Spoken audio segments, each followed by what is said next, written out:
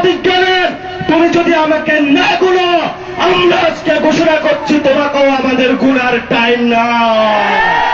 আমি একটু এভাবেই কথা বলি, যদি আমাদের 1400 শহীদ ভাইদের তারেক রহমান বিচার করতে সক্ষম না হয়, তাহলে বাংলাদেশের তরুণ যুবক যারা আমরা রয়েছে, আমরা সবাই ঐক্যবদ্ধ হয়েছে, আমরা ক্ষমতা নিতে প্রস্তুত।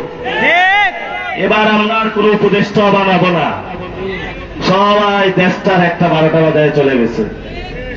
এবার হলো একটাই অ্যাকশন, তরুণরা পুরা বাংলাদেশে যেভাবে ডাকাতদেরকে ঠেকিয়েছে, এইভাবে নিজেরা ক্ষমতায় গিয়ে নেতৃত্ব দিয়ে বাংলাদেশে চাঁদাবাজি বন্ধ করবে, টেন্ডারবাজি বন্ধ করবে, তরুণদের কর্মসংস্থান ব্যবস্থা করবে, ব্যবসায়ী ভাইদের উন্নয়ন করবে, পুলিশের সংস্কার করবে, ব্যবসার সংস্কার করবে, মিডিয়ার সংস্কার করবে, আপনার মা বাবার চিকিৎসার নিশ্চিত করবে, আপনার যিনি সন্তান রয়েছে তার চাকরির ব্যবস্থা করবে।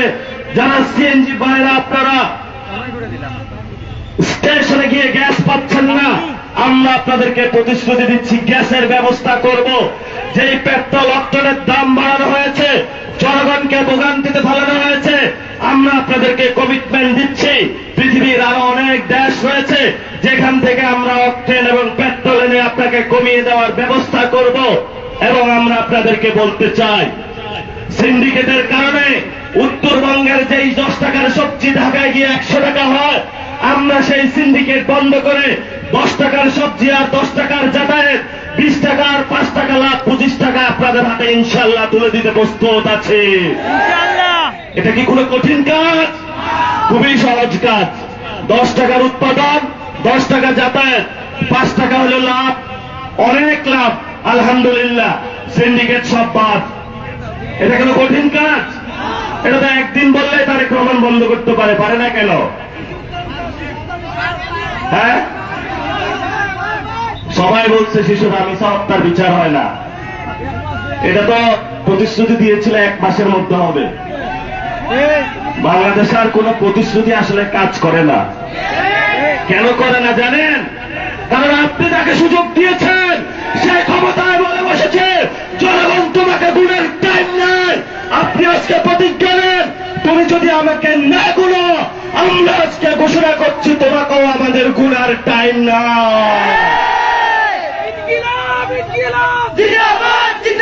দেখেছেন যে বক্তব্য বলে শেষ করব, শহীদ উসমান হাদি,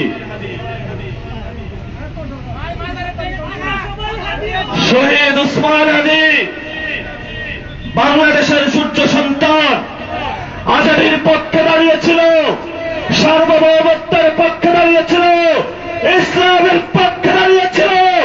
বাংলাদেশে তাকে দিনে দুপুরে খুন করে সরিয়ে দেওয়া হয়েছে। প্রধানমন্ত্রী দেশে এসে বললেন, আমরা শহীদ উসমান হাদির হত্যাকাণ্ডের বিচার করব। আজকে 6 মাস অতিবাহিত হয়েছে, আপনার বাবার খুনিকে পাওয়া গিয়েছে।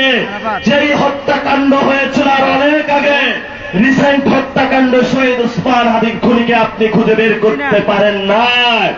আমরা মনে করি আপনার সদিচ্ছা নাই। বাংলাদেশে যদি শহীদ উসমান হাদির খুনের হত্যাকাণ্ডের বিচার না হয়, একটা তরুণ বাংলাদেশের রাজপথ থেকে উঠবে না, এটা আপনি মনে রাখেন। সবাই হাত তুলে বলেন, কারা শহীদ উসমান হাদির বিচার চান? দেখেছো তারেক রহমান, হাতগুলো দেখেন, এই হাতগুলা শহীদ উসমান হাদির সৈনিক, এই হাতগুলা শহীদের তামান্নায় প্রস্তুত আছে বাংলাদেশে।